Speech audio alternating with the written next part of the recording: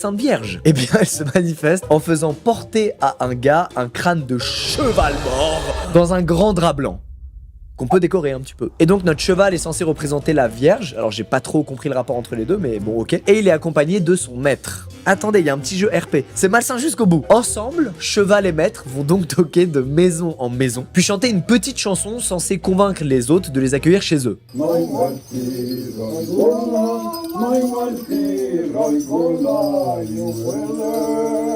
Et pas con, la tradition dit que si on a le courage d'accueillir ce gars et son cheval absolument terrifiant, on sera rempli de joie et de chance.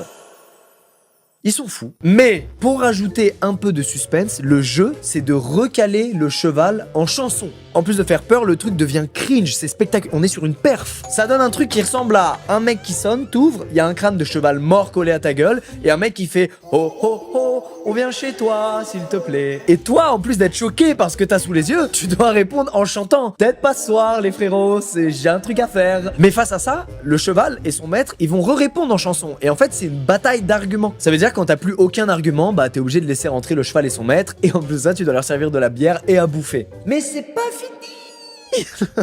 Quand le cheval rentre chez toi, son but c'est pas juste de boire ta bière et de manger ta bouffe, c'est de terrifier tes enfants, évidemment. Le cheval doit tout faire pour les faire flipper pendant que son maître tente de le retenir. Écoutez, amis autrichiens et gallois, je pense que si vous n'aimez pas les enfants, la meilleure solution c'est juste d'arrêter d'en faire. Voilà, y a pas besoin de mettre des trucs bizarres en place comme ça pour leur niquer leur vie. Bon, ceci dit, j'ai rien trouvé de pire que ça. Peut-être ça existe, mais j'ai pas trouvé. Mais je trouve que là, les deux là, on est déjà sur un niveau olympique. Hein. La chèvre démoniaque, le cheval mort.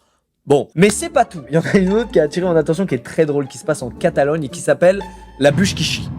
Non, alors ça c'est le nom que moi je lui donne, mais vous allez comprendre dans un instant. En réalité, la tradition s'appelle Tio de Nadal, qui veut dire bûche de Noël. On parle d'une bûche qui n'est pas celle que tu manges en dessert. En effet, il s'agit d'une bûche toute mignonne qu'il faut en hiver recouvrir d'une couverture, sinon elle a froid, hein, la pauvre bûche. Et pendant ce temps, les parents vont la nourrir de cadeaux qu'ils vont dissimuler sous la couverture tout au long du mois de décembre. Et à la fin du mois de décembre, les enfants remportent les cadeaux de la bûche toute mignonne. J'ai rien fumé, je vous jure, j'ai rien fumé. La question est la suivante, que se passe-t-il pour que les enfants récupèrent les cadeaux que la bûche a digérés pendant tout le mois de décembre? Eh bien, en la tabassant à coups de bâton.